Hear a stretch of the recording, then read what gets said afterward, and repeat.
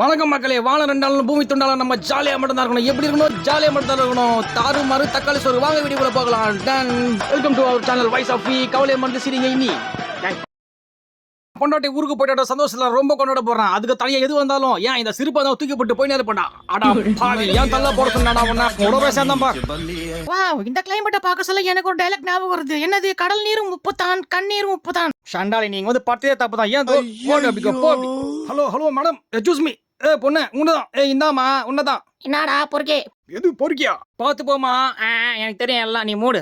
நாங்க பார்க்காத கடலா, நாங்க பார்க்காத படிக்கட்டாம. சரி, அவன் பாக்குறானா? சொன்னா கேட்கணும். ஆணவத்துல ஆனா இப்படிதான் குப்பரகம் வந்து அசிங்கப்பட்டு கிடக்கணும். யோ தாத்தா, 7 கழுத வயசு ஆகுது, என்ன பண்ணுகிற?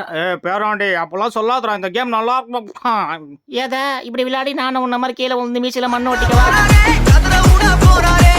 என் இனிய ரசிகர்களே, இசையின் மலையில் நனைய தயாரா? இந்தாமா இசை மலையில் நிலைக்கிறதுலாம் கேட்டோம். முதல்ல மைக் எடுத்து போடி. சரகு பாட்டு எடுத்து மைக் நிச்சு புஷ்ணுக்கிற பேர். ஓ சாரிங்க, ஏதோ ஒரு கன்ஃபியூஷன்ல என்ன மன்னிச்சிடுங்க. டே மாப்பிள்ள, அதை கரெக்டா ஒரே துண்டுல வெட்டிட்டுனா முனிமா உனக்கு தான்டா. நான் ட்ரை பண்றேன்.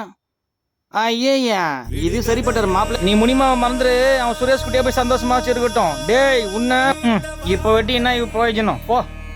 கோகிலமே நீ குரல் கொடுத்தால் உன்னை கும்பிட்டு கண்ண. என்னடா பண்றீங்க? அக்கா வந்திருக்கண்டா. இந்த குரல் போதுமாடா? நான் மாப்பிள்ள, இந்த போட்டோல இருக்க மாதிரியே அழகா டாட்டு போட்டிருக்கல. ஆமாப்ல, சூப்பரா இருக்கு பாருடா. டேய் என்னடா பண்ணி வச்சிருக்க? என் பொண்டாட்டியை வரைய சொன்ன குரங்கு பொம்மையை வாங்கி வச்சிருக்கேன். எனக்கு ஒரு தம்பி பாப்பா வேணும். சோழி முடிச்சிட்டு தம்பி பாக்கியாக போறீங்க. டேய், கடைக்கு போனியா? முட்டையை வாங்கினா எனக்கு முட்டையை வளைச்சு வந்து கூடாது. சைக்கிளை ரோட்ல ஓட்டணும். இந்த மாதிரி மேட்ல ஓட்டினா இந்த அம்மா மாதிரி தான் கீழே வந்து குப்புறக்கா வரணும். ரோட்ல இருந்து 4 படி மேலே ஏறி வந்து நின்று இமயமலை ஏறின மாதிரி போசுவார்.